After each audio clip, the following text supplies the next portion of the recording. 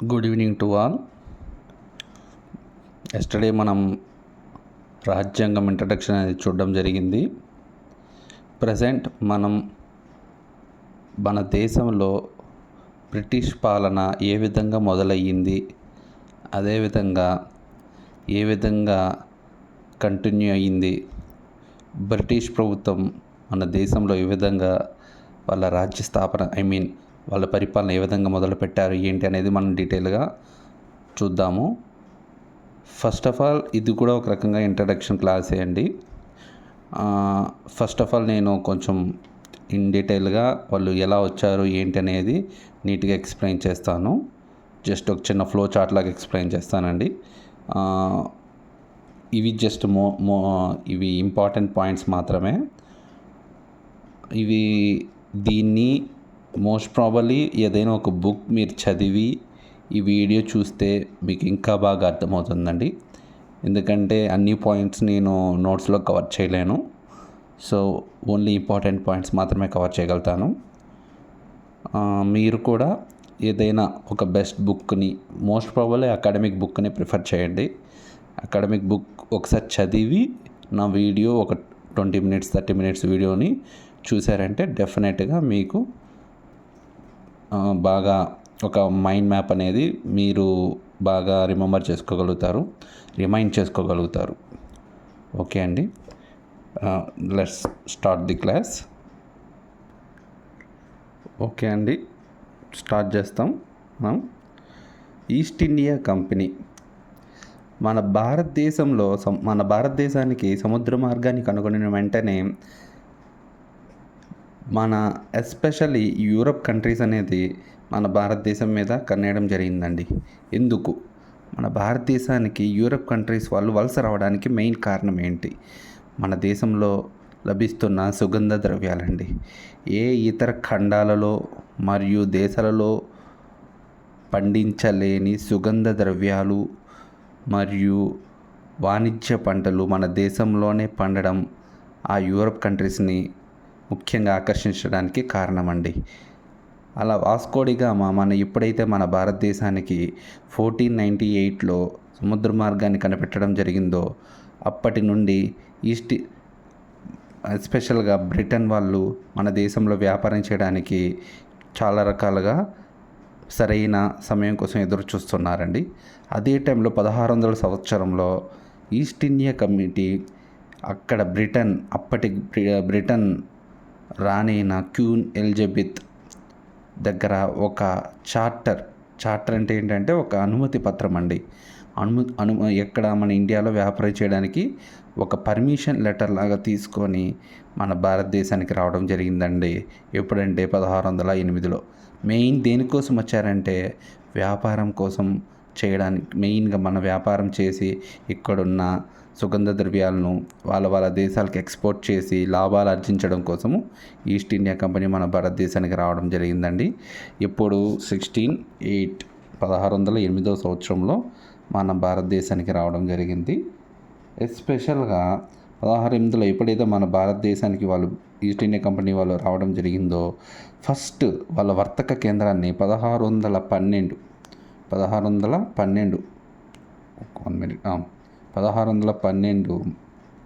వాళ్ళ మొదటి వర్తక స్థావరాన్ని సూరత్ దగ్గర ఏర్పాటు చేయడం జరిగిందండి. ఇప్పుడు 1600 సంవత్సరంలో ఈస్ట్ ఇండియా కంపెనీ మన భారతదేశానికి వ్యాపారం చేసుకోవడానికి ఎలిజబెత్ I దగ్గర పర్మిషన్, అప్పటి బ్రిటిష్ రాణి అయిన ఎలిజబెత్ I దగ్గర పర్మిషన్ తీసుకొని 1608 సంవత్సరంలో భారత్కు రావడం జరిగింది. 1612లో మొదటి వర్తక స్థావరాన్ని ఏర్పాటు చేయడం జరిగిందండి. నెక్స్ట్ 1639లో మరొక 2 వర్తక స్థావరాలను ఏర్పాటు చేయడం జరిగింది మన ఇండియాలో. ఎక్కడ? మద్రాసులో ఒకటి, మచిలీపట్నంలో ఒకటి. అదేవిధంగా సెయింట్ జార్జ్ కోట్ అంటే ఒక ఫస్ట్ ఈస్ట్ ఇండియా కంపెనీ వాళ్ళు అనగా బ్రిటిష్ వాళ్ళు ఈస్ట్ ఇండియా కంపెనీ ద్వారా మన దేశంలో ఏర్పాటు చేసిన నిర్మించిన మొట్టమొదటి నిర్మాణం ఏంటంటే సెయింట్ జార్జ్ కోట. ఎక్కడంటే మద్రాసులో అండి. మద్రాసులో ఎందుకు నిర్మించారు?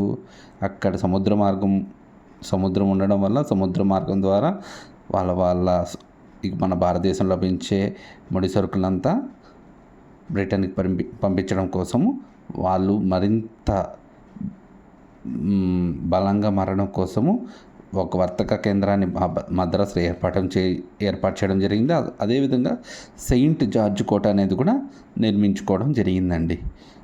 తర్వాత 1667లో ఫస్ట్ ఈస్ట్ ఇండియా కంపెనీ మన దేశంలో రాజుల దగ్గర ఒక పర్మిషన్ తీసుకున్నారండి. ఏంటంటే వాళ్ళకి నాణ్యాలు ముద్రించడం. అంటే మోస్ట్లీ బ్రిటన్ వాళ్ళు ఇక్కడికి వచ్చేటప్పుడు వాళ్ళ దేశంలో కనుగొన్న ముఖ్య యంత్రాలను ఇక్కడికి తీసుకురావడం జరిగిందండి.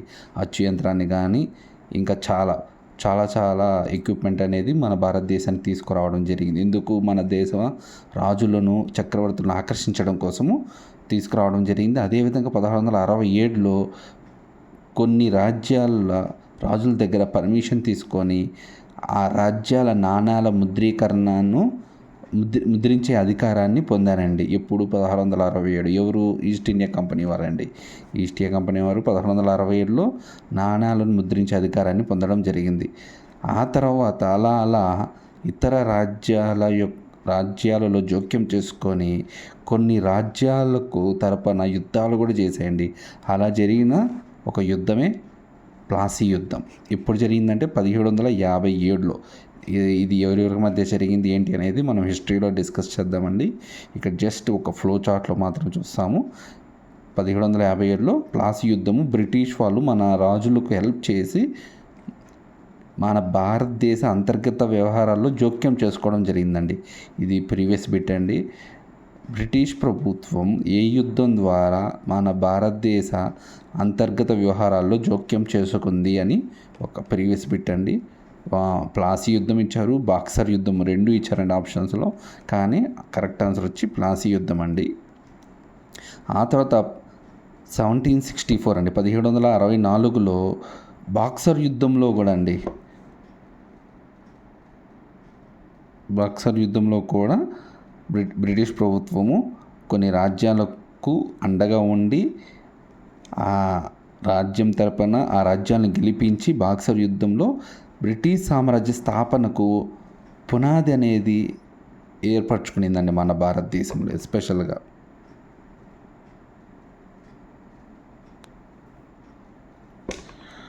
1757లో ప్లాసీ యుద్ధం జరిగిందండి. 1764లో బాక్సర్ యుద్ధం జరిగిందండి. ఇది కూడా ప్రీవియస్ బిట్ అండి. బ్రిటిష్ సామ్రాజ్య స్థాపనకు పునాది వేసిన యుద్ధం ఏంది అంటే 2 ఆప్షన్స్ ఇస్తారండి. మోస్ట్లీ చాలామంది ప్లాసీ యుద్ధం అని పెడతారు. కాదండి, బాక్సర్ యుద్ధం. అంతర్గత వ్యవహారాల్లో జోక్యం చేసుకున్న అదేంటంటే ప్లాసీ యుద్ధం అండి. రాజ్య స్థాపన చేశారంటే బాక్సర్ యుద్ధం అండి. 1765లో బ్రిటిష్ ప్రభుత్వము దివానీ హక్కులను సంపాదించుకునిందండి మన భారతదేశంలో. దివానీ హక్కులు అంటే ఏంటంటే శిస్తును వసూలు చేసే అధికారం అండి. కొన్ని రాజ్యాలు ఎప్పుడైతే ఈ బాక్సర్ యుద్ధం జరిగిందో వాళ్ళ దగ్గరే బెంగాల్, బీహార్, ఒరిస్సా రాష్ట్రాల్లో దివానీ హక్కులను సంపాదించుకునింది. ఒక చిన్న అగ్రిమెంట్ అనేది చేసుకోవడం జరిగింది. ఆ రాజ్యాల యొక్క రాజులతో అగ్రిమెంట్ చేసుకొని దివానీ హక్కులు అండి, శిస్తును వసూలు చేసే హక్కు అండి. దీన్ని కూడా ఈస్ట్ ఇండియా కంపెనీ అనేది 1765 సంవత్సరంలో మన ఇండియాలో దివానీ హక్కులను సంపాదించడం జరిగిందండి. ఎప్పుడైతే బాక్సర్ యుద్ధంలో మన రాజులు ఓడిపోయారో, ఎప్పుడైతే బ్రిటిష్ ప్రభుత్వం గెలిచిందో అక్కడే అండి మన మెయిన్ పతనానికి పునాదులు పడడం జరిగింది. సెకండ్ అదండి. ఈ వ్యవహారాలంతా జరిగాయి కదండి. 1600 నుంచి 1765 సంవత్సరం వరకు ఆల్మోస్ట్ ఒక 165 సంవత్సరాలు జరిగిన ఈ సంఘటనలంతా చూసి బ్రిటిష్ సామ్రాజ్యము రహస్యంగా ఒక కమిటీని వేసిందండి. ఎవరు? బ్రిటిష్ రాణి రహస్యంగా ఒక కమిటీని మన భారతదేశానికి పంపించడం జరిగింది. ఆ కమిటీకి అధ్యక్షుడు అంటే లార్డ్ బుర్గోయిన్. ఏంటి ఈ కమిటీ ముఖ్య ఉద్దేశం అంటే ఈస్ట్ ఇండియా కంపెనీ మన భారతదేశంలో ఎటువంటి పనులు చేస్తుంది, ఏ విధంగా వ్యాపారం చేస్తుంది, ఎటువంటి చర్యలను చేపడుతుంది అనే దానికోసము బ్రిటిష్ రాణి క్వీన్ ఎలిజబెత్ గారు లార్డ్ బుర్గోయిన్ను ఒక రహస్య కమిటీగా ఏర్పాటు చేసి లార్డ్ బుర్గోయిన్ను మన భారతదేశానికి పంపించడం జరిగిందండి. అతను మన భారతదేశంలో ఉన్న పరిపాలన విధానాన్ని చూసి ఈస్ట్ ఇండియా కంపెనీని అదుపు అడ్డు లేకుండా అవినీతి పరిపాలన అనేది భారతదేశంలో చేస్తుంది. వాటిని మనం ఈ ఈస్ట్ ఇండియా కంపెనీని ఖచ్చితంగా మనం రెగ్యులేట్ చేయాలి, వాళ్ళని నియంత్రించాలి. దానికంటూ మనం కొన్ని చట్టాలు చేయాలని బ్రిటిష్ ప్రభుత్వానికి సిఫార్సు చేయడం జరిగిందండి. ఏటి లార్డ్ బుర్గోయిన్. ఇది కూడా ఒకప్పుడు బిట్ అండి. ఎలా ఇచ్చారంటే 2 స్టేట్మెంట్స్ ఇచ్చి which one is correct and wrong అనేసి అని ఇచ్చారు. అది ఎలా అంటే ఈస్ట్ ఇండియా కంపెనీని రెగ్యులేట్ చేయడానికి లార్డ్ బుర్గోయిన్ అనే రహస్య కమిటీని ఏర్పాటు చేయడం జరిగింది. Statement 1. Statement 2, east India company పరిపాలన రెగ్యులేట్ చేయడానికి సైమన్ కమిషన్ను పంపడం జరిగింది. ఈ రెండిట్లో ఏది which one is correct one అనేసి అన్నారు. సైమన్ కమిషన్ అనేది అప్పుడు లేదండి, ఈస్ట్ ఇండియా కంపెనీ లేదు. సైమన్ కమిషన్ వచ్చినప్పుడు ఈస్ట్ ఇండియా కంపెనీ అనేది లేదండి. అప్పుడు పూర్తిగా బ్రిటిష్ సామ్రాజ్యం పరిపాలన అనేది మన భారతదేశంలో జరుగుతుంది సైమన్ కమిషన్. కాబట్టి ఆ స్టేట్మెంట్ తప్పండి. ఇదే ఉన్నది లార్డ్ బుర్గోయిన్. ఈ పేరు బాగా గుర్తుపెట్టుకోండి, లార్డ్ బుర్గోయిన్. అందుకే మీకు ఈ పేరు చూడగానే ఒక రహస్య కమిటీ, బ్రిటిష్ ప్రభుత్వం పంపించిన ఒక రహస్య కమిటీ, ఎవరిని ఈస్ట్ ఇండియా కంపెనీని రెగ్యులేట్ చేయడానికి పంపించిన ఒక రహస్య కమిటీ. అందుకే సింపుల్గా ఒక చిన్న ఎరో మార్క్స్తో ఇలా చూపించడం జరిగిందండి. వీళ్ళు లార్డ్ బుర్గోయిన్ సూచించిన సిఫార్సుల మేరకు బ్రిటిష్ ప్రభుత్వము ఈస్ట్ ఇండియా కంపెనీకి కొన్ని చట్టాలను ఏర్పాటు చేసిందండి. కొన్ని చట్టాలను ఏర్పాటు చేయడం జరిగింది. వీటినే రెగ్యులేటింగ్ యాక్ట్స్ అంటారండి. ఎందుకు రెగ్యులేటింగ్ యాక్ట్స్ అంటారంటే ఈస్ట్ ఇండియా కంపెనీ పరిపాలనను రెగ్యులేట్ చేయడం కోసం అండి, నియంత్రించడం కోసం కొన్ని చట్టాలు చేస్తారు. అందుకని ఈ చట్టాలను రెగ్యులేటింగ్ యాక్ట్స్ అని అంటారు. ఈ రెగ్యులేటింగ్ యాక్ట్స్ ఎప్పటి నుంచి ఎప్పటి వరకు ఉందంటే 1773 నుంచి 1858 వరకు వచ్చిన యాక్ట్స్ అన్నిటినీ చట్టాలన్నిటినీ రెగ్యులేటింగ్ యాక్ట్స్ అంటారండి. ఓకేనా. ఆ తర్వాత 1758 నుంచి వచ్చిన చట్టాలను కౌన్సిల్ చట్టాలు అంటారండి. కౌన్సిల్ చట్టాలని అంటారు. ఇక్కడ నీట్గా ఎక్స్ప్లెయిన్ చూస్తాను చూడండి. బ్రిటిష్ ప్రభుత్వ పాలన సూత్రాలు ఎలా ఉన్నాయంటే ఈస్ట్ ఇండియా కంపెనీ ఉన్నప్పుడు దాన్ని రెగ్యులేట్ చేయడానికి ఏర్పాటు చేసిన చట్టాలను రెగ్యులేటింగ్ చట్టాలు అంటారంటే ఇప్పుడు 1773 నుంచి 1858 వరకు. 1858 ఈ 1858 తర్వాత సిపాయిల తిరుగుబాటు జరిగిందండి.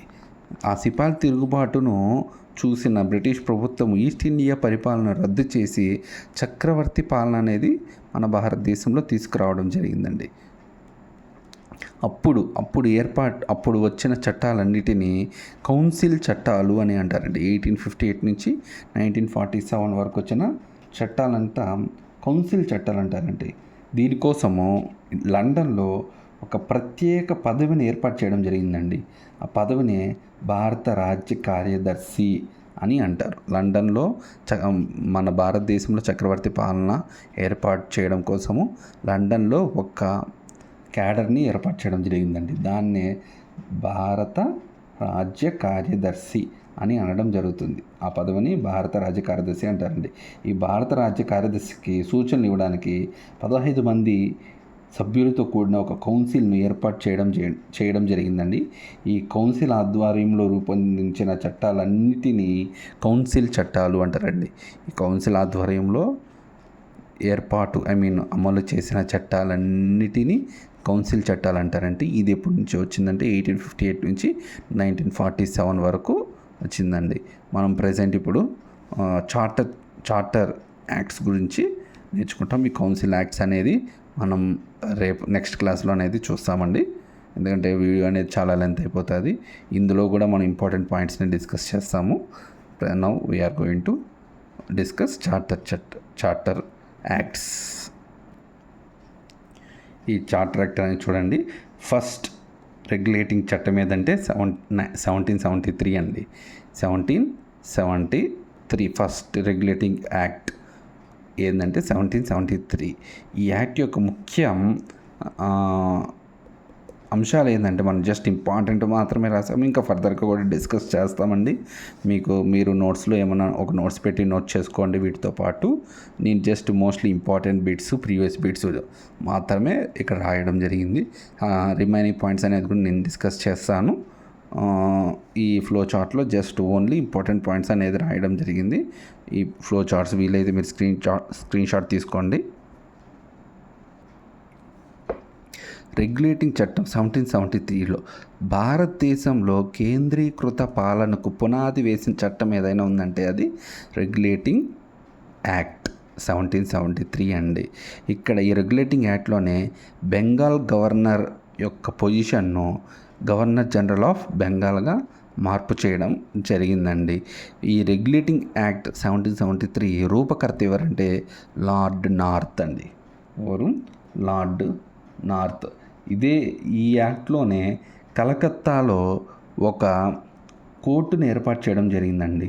దీన్ని మామూలుగా చెప్పాలంటే ఫోర్ట్ విలియం కోటలో ఒక కోర్టును, ఫోర్ట్ విలియం కోట అనే ఒక కోటను ఒక కోర్టుగా మార్చారండి. ఇది ప్రజెంట్ మన భాషలో చెప్పుకోవాలంటే ఇది ఆ కోర్టు అనేది సుప్రీంకోర్టు లాగా ప్రవర్తించిందండి. ఇప్పుడు ఈ ఈస్ట్ ఇండియా కంపెనీ పాలనలో సుప్రీంకోర్టుగా ప్రవర్తించిన కోర్టు ఏంటంటే ఫోర్ట్ విలియం కోటలో ఏర్పాటు చేసిన కోర్ట్ అనేది. దానికి మొదటి ప్రధాన న్యాయమూర్తి ఎవరంటే సర్ ఎలిజా ఇంపే. చాలా ఇంపార్టెంట్ పాయింట్ అండి, ఇక్కడ రాయడానికి ప్లేస్ లేదు. సర్ ఎలిజా ఇంపే మొట్టమొదటిగా కలకత్తాలో ఏర్పాటు చేసిన సుప్రీంకోర్టు ప్రధాన న్యాయమూర్తి ఎవరంటే సర్ ఎలిజా ఇంపే అండి. ఈ మోస్ట్లీ ఈ చట్టం ద్వారా కొన్ని వాటిని మన భారతదేశంలో నిషేధించడం జరిగిందండి. అదేంటంటే కంపెనీ ఉద్యోగుల ప్రైవేట్ వ్యాపారాలను పూర్తిగా నిషేధించిన చట్టం ఏదంటే రెగ్యులేటింగ్ చట్టం 1773 అండి. అదేవిధంగా బహుమానాలు, లంచాలు తీసుకోవడం కూడా ఈ చట్టం అనేది నిషేధించడం జరిగింది. మోస్ట్లీ ఈ చట్టంలో ఎస్పెషల్గా గవర్నమెంట్ బాడీగా ఏర్పాటు అనేది కోర్ట్ ఆఫ్ డైరెక్టర్స్ అనే వాళ్ళు గవర్నమెంట్ బాడీగా వర్క్ చేయడం జరిగిందండి. వీళ్ళు ఈ కోర్ట్ ఆఫ్ డైరెక్టర్స్ ఒక నివేదికను ప్రతిసారి బ్రిటిష్ ప్రభుత్వానికి సమర్పించేవాళ్ళండి. ఈ నివేదిక దేని మీద అంటే రెవెన్యూ మీద, సివిల్స్ మీద, మళ్ళీ మిలిటరీ మీద వాళ్ళ నివేదికను ఎవ్రీ ఇయర్ ఈ కోర్ట్ ఆఫ్ డైరెక్టర్స్ అనేది బ్రిటిష్ ప్రభుత్వానికి సమర్పించడం జరిగిందండి. నెక్స్ట్ వచ్చిన చట్టం అమెండ్మెంట్ యాక్ట్ 1783, సవరణ చట్టం 1783. సవరణ చట్టం 1781, 83 కాదండి, 1781. దీన్నే యాక్ట్ ఆఫ్ సెటిల్మెంట్ అని కూడా అంటారండి. దీన్ని యాక్ట్ ఆఫ్ సెటిల్మెంట్ అని ఎందుకు అంటారంటే ఈ చట్టం యొక్క ముఖ్య ఉద్దేశం అంటే సుప్రీంకోర్టు పరిధిలో నుంచి తప్పు చేసిన బ్రిటిష్ ప్రభుత్వ అధికారులందరినీ తప్పించడమే ఈ చట్టం యొక్క ముఖ్య ఉద్దేశం అండి. అందుకే ఈ చట్టము యాక్ట్ ఆఫ్ సెటిల్మెంట్ అని, ఈ చట్టాన్ని యాక్ట్ ఆఫ్ సెటిల్మెంట్ అని అంటారండి. ఈ మొట్టమొదటిసారిగా ఏ చట్టం ద్వారా బ్రిటిష్ పాలిత ప్రాంతాల ప్రస్తావన తీసుకురావడం జరిగింది అని మన ఎగ్జామ్స్లో అడిగితే మనం పెట్టాల్సిన ఆన్సర్ ఏంటంటే అమెండ్మెంట్ యాక్ట్ 1781 అండి. ఇది ప్రీవియస్ బిట్ అండి. బ్రిటిష్ పాలిత ప్రాంతాల ప్రస్తావన తీసుకువచ్చిన చట్టం ఏది, రెగ్యులేటింగ్ చట్టం ఏది అని అడిగితే 1781 అండి. చాలామంది 1773 పెట్టారండి. ఈ బిట్ కాన్సెప్ట్ ఆ టైంలో కాదండి, 1781 అండి. ఇది ప్రీవియస్ బిట్ అండి, నోట్ చేసుకోండి. నెక్స్ట్ వచ్చిన చట్టము ఫిట్స్ ఇండియా చట్టం అండి. 1784లో వచ్చిన ఫిట్స్ ఇండియా చట్టం. దీనికి ఆ పేరు ఎందుకు వచ్చిందండి? ఫిట్స్ అండి. బాగా చాలామంది క్విట్ అనుకుంటారు, కాదండి, ఫిట్స్ ఇండియా చట్టం. ఈ చట్టముకి ఫిట్స్ ఇండియా చట్టం ఎందుకు పేరు వచ్చిందంటే బ్రిటిష్ ప్రైమ్ మినిస్టర్గా ఉన్నారండి విలియం ఫిట్ ద యంగర్ అనే వ్యక్తి ఆ టైంలో బ్రిటిష్ ప్రైమ్ మినిస్టర్గా ఉన్నారండి. ఈ చట్టాన్ని బ్రిటిష్ పార్లమెంటులో ఈ ఫిట్ ద యంగర్ అనే వ్యక్తి ప్రవేశపెట్టడం వల్ల ఈ చట్టానికి ఫిట్స్ ఇండియా చట్టం అని పేరు రావడం జరిగిందండి. ఈ చట్టం ద్వారానే మన భారతదేశంలో ద్వంద్వ పాలనను ప్రవేశపెట్టడం జరిగిందండి. ద్వంద్వ పాలన అంటే ఏంటి? యాజ్ వెల్ యాజ్ ఇప్పుడు ఎలానే కేంద్ర ప్రభుత్వము, రాష్ట్ర ప్రభుత్వం అని ఉందో అదేవిధంగా బ్రిటిష్ ప్రభుత్వ కాలంలో ఈస్ట్ ఇండియా కంపెనీ పరిపాలన కాలంలో పిట్స్ ఇండియా చట్టం ద్వారా ద్వంద్వ పాలన అనేది తీసుకురావడం జరిగిందండి. ఎలా అంటే బోర్డ్ ఆఫ్ కంట్రోల్ మరియు కోర్ట్ ఆఫ్ డైరెక్టర్స్ అనే 2 కౌన్సిల్స్ను ఏర్పాటు చేయడం జరిగిందండి. ఈ బోర్డ్ ఆఫ్ కంట్రోల్ ఏం చేస్తుందంటే ఎస్పెషల్గా రాజకీయ వ్యవహారాలని చూసుకోవడం జరుగుతుందండి. ఏం చూస్తుంది? రాజకీయ వ్యవహారాలు.